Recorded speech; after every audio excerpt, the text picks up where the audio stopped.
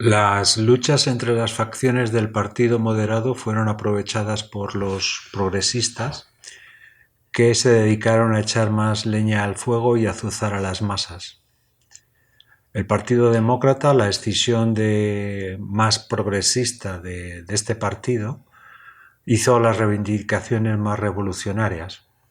Pidieron el destronamiento de Isabel II, la proclamación de la República y la Unión Ibérica entre España y Portugal. No solo los progresistas aprovecharon las circunstancias, sino también el ejército. Los generales estaban descontentos por el trato dado a Narváez, por los ascensos parciales y por la reforma de Bravo Murillo, que había reducido el presupuesto. El 13 de enero de 1854 se envió una exposición a la reina con el título El Partido Liberal de España a la Reina Constitucional. Este documento estaba firmado por profesionales, propietarios y senadores, y en él se mostraban las siguientes quejas: cierre y apertura arbitrario de las Cortes por los gobiernos, inestabilidad de los mismos, cierre de periódicos, las Cortes no ejercen su labor legislativa, la retirada del proyecto del ferrocarril del Senado y la corrupción electoral, política, administrativa y social. En ese documento exigían que los gobiernos respetaran la Constitución y los derechos de los españoles. Al mes siguiente, el 22 de febrero, hubo una reunión entre generales y miembros del Partido Moderado para provocar un golpe de Estado. La revuelta fue un fracaso y solo tuvo lugar en Zaragoza, que fue sofocada fácilmente, y el gobierno de Sartorius decretó el estado de sitio en toda España. En Barcelona, en marzo, el 23 de marzo más concretamente, hubo un problema en la fábrica La España Industrial que el capitán general de la ciudad no lo resolvió muy bien, encarcelando a 50 obreros. La respuesta de los obreros fue convocatoria de huelga y la reacción por parte del capitán general fue detener a todos los líderes obreros. El 30 de marzo se realizó la huelga general y el capitán general mandó al ejército salir a la calle, con un resultado de 5 muertos y un centenar de heridos.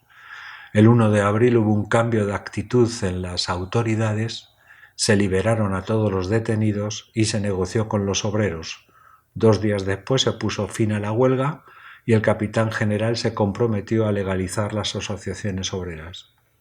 Todos estos sucesos fueron los preliminares de lo que va a ocurrir en el mes de junio y julio en toda España con la Revolución de 1854, más conocida en los libros de historia como la Vicalvarada, protagonizada por los generales O'Donnell y Serrano y los miembros del Partido Progresista, del Partido Demócrata y algunos del Partido Moderado.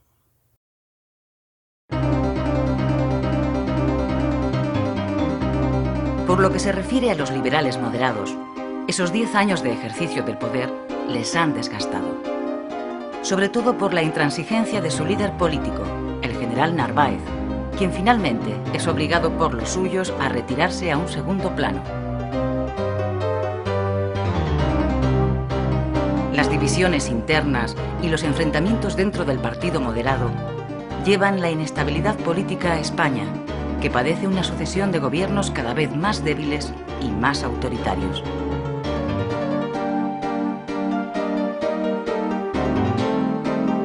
El descontento se extiende incluso entre los propios moderados.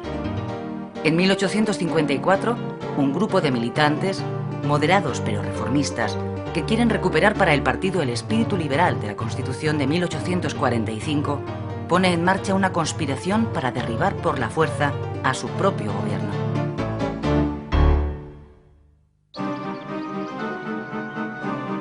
El levantamiento contra el gobierno se produce en junio de ese año, 1854, en Vicálvaro, pueblo cercano a Madrid. El golpe de Estado lo encabeza una vez más un militar. En esta ocasión, el espadón es el del general liberal moderado Leopoldo O'Donnell.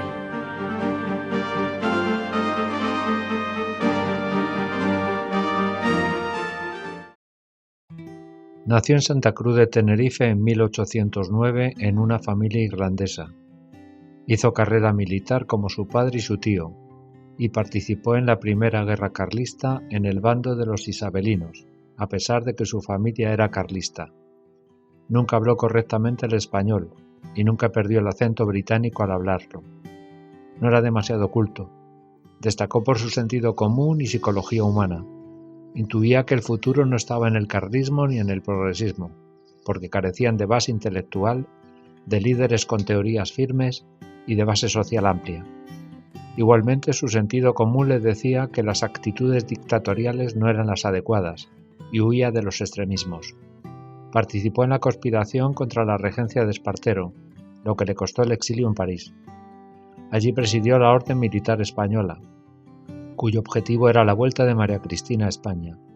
Ayudó a Narváez en 1843 a expulsar a Espartero, pero este desconfiaba de él y le mandó a Cuba como capitán general. Estuvo 5 años y mantuvo una postura dura y autoritaria, tanto con los esclavos como con la aristocracia criolla abolicionista. Quería que cada uno cumpliese con su papel social y laboral, con total sometimiento a la autoridad española. A su regreso a España se encontró un partido moderado, cerrado, exclusivista, autoritario, temeroso y sin ideas ni convicciones profundas. El 15 de diciembre de 1848 rompió con Narváez y se puso del lado de los conspiradores. En 1849 fue director general de Infantería, siendo cesado 2 años después por Bravo Murillo. A partir de ese momento, O'Donnell se situó en la oposición a los moderados recalcitrantes y fue el líder de la oposición en el Senado. En 1854 protagonizó el pronunciamiento de Vicálvaro, junto a los progresistas. Se sublevaba para expulsar de poder a los que estaban abusando del mismo y desvirtuando a su parecer el liberalismo. O'Donnell no era un constitucionalista altruista, ni tenía ideas políticas avanzadas. Creía que el ejército tenía derecho a derrocar cualquier régimen que atentara contra sus intereses. En cuanto a su carácter, destacaba su vanidad, que explicaría las aventuras extranjeras del periodo 1859-1863. No era un mero caudillo como lo fueron Narváez y Espartero. O'Donnell acabó considerándose más un político civil que militar, y siempre procuró atenerse a las reglas del juego político. Presidió el gobierno en 3 ocasiones, en 1856, de 1858 a 1863 y de 1865 a 1866. Sus gobiernos se caracterizaron por una cierta apertura política y auge económico. Murió un año antes de la caída de la monarquía de Isabel II, a los 58 años.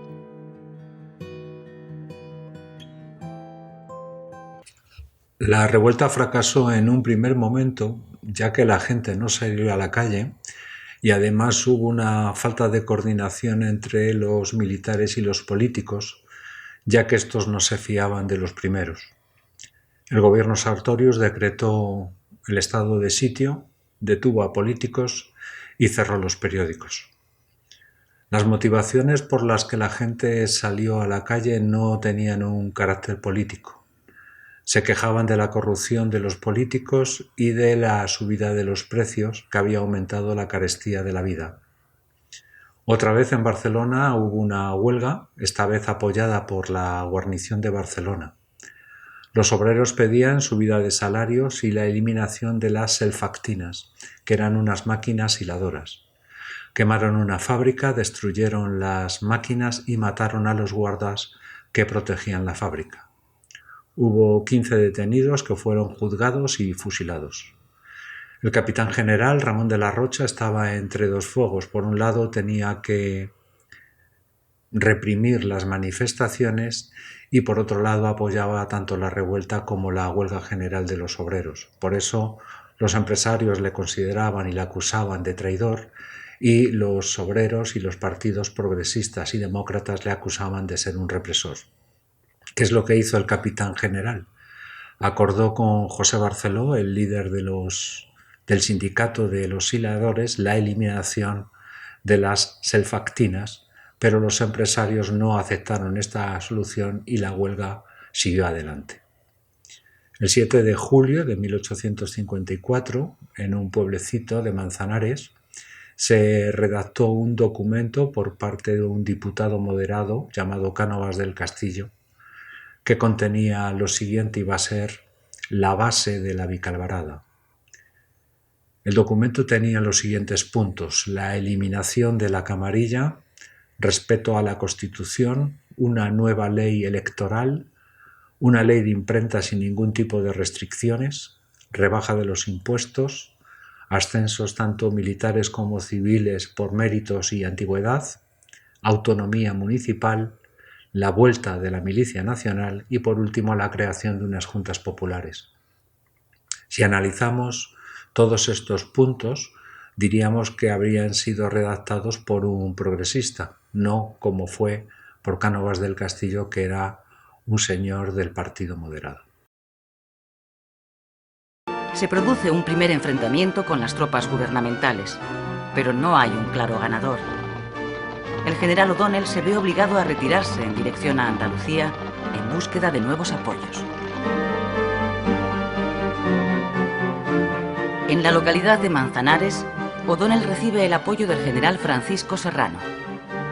Los dos militares deciden lanzar un manifiesto conjunto para conseguir la movilización de los liberales progresistas, sin los cuales la insurrección tiene el fracaso asegurado.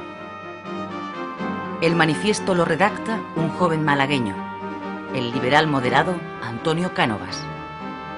En él se pide una regeneración de la política, un trono sin camarillas, una nueva ley electoral, libertad de expresión, más autonomía local y una bajada de impuestos.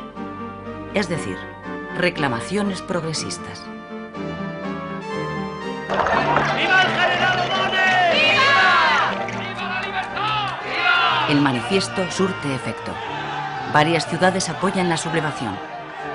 Las calles de Barcelona, Valencia, Valladolid, Madrid y Málaga se llenan de amotinados que se hacen con los poderes locales y crean juntas revolucionarias.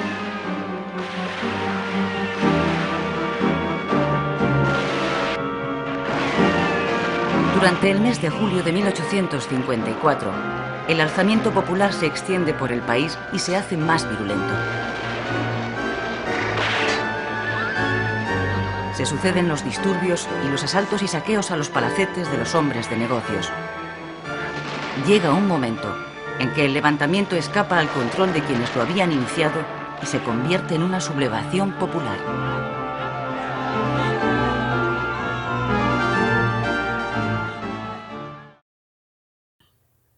Del 16 al 26 de julio de 1854 se vivieron unos días muy tensos.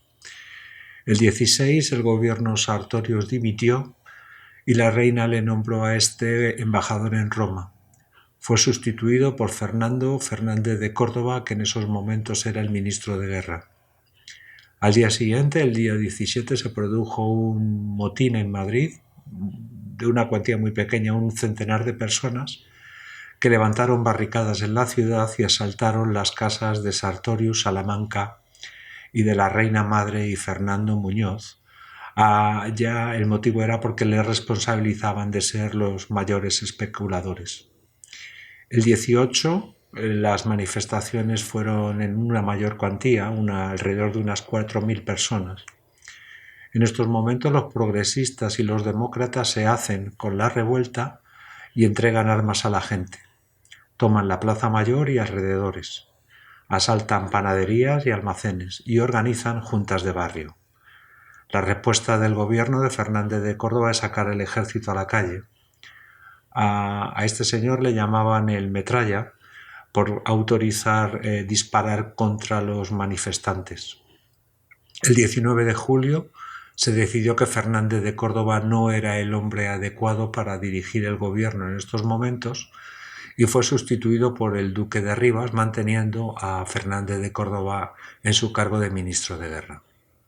Pero al día siguiente, el 20 de julio, se creó la Junta de Salvación, Armamento y Defensa de Madrid, presidida por Evaristo San Miguel, cuyo objetivo era imponerse a las juntas de barrio y evitar de esta manera la anarquía. Los miembros de la Junta se reunieron con Isabel II para calmar la situación, nombrando a Evaristo San Miguel capitán general de Castilla, ministro de guerra y estado de una forma provisional. 6 días después, el 26 de julio, Evaristo e Isabel II acordaron nombrar a Espartero jefe de gobierno y a O'Donnell ministro de guerra. Las reacciones fueron dispares. El Partido Moderado y la facción más moderada del Partido Progresista aceptaron dicho acuerdo, pero la facción más izquierdosa de los progresistas junto con el Partido Demócrata querían un gobierno de coalición entre ellos dos. Nació en Gijón en 1785 en el seno de una familia de la pequeña nobleza. En 1805 ingresó en el ejército. Participó en el bando patriota en la Guerra de la Independencia y fue hecho prisionero y enviado a Francia, donde permaneció hasta el final de la misma. Se mostró disconforme con la vuelta al absolutismo. Fue detenido en julio de 1819 por conspirar en la trama del golpe de Riego. Tras su fuga de prisión, se unió a este en el pronunciamiento y fue el que redactó la letra definitiva del Himno de Riego. En agosto de 1822 fue nombrado secretario de Estado y tuvo que hacer frente a la amenaza de las potencias de la Santa Alianza. Dimitió en mayo de 1823 y se incorporó al ejército para luchar contra los 100.000 hijos de San Luis. Marchó al exilio en Londres, desde donde conspiró con los liberales emigrados. Se acogió a la amnistía decretada por María Cristina y se reincorporó al ejército participando en la guerra carlista. Defensor decidido de la causa de Espartero, este le premió nombrándole ministro de guerra en 1841. Durante la década moderada fue director del Cuerpo de Estado Mayor y fue alejado de la corte durante largos periodos. Fue diputado a Cortes en las legislaturas de 1841, 46, 54 y 56, senador vitalicio en 1851 y capitán general en 1856. El pronunciamiento de la Vicalvarada por O'Donnell en 1854 degeneró en una situación revolucionaria. San Miguel se convirtió en el mediador entre los revolucionarios y la reina, proponiendo la vuelta al poder de Espartero. Fue su último acto de servicio político y desde 1855 hasta su muerte fue director de la Real Academia de la Historia. Moriría el 29 de mayo de 1862 a los 77 años de edad. La reina, que siente que su corona se tambalea, se resigna a llamar en su auxilio al que fuera prestigioso líder de los progresistas, el general Espartero. Espartero vive desterrado en Logroño desde que volvió del exilio.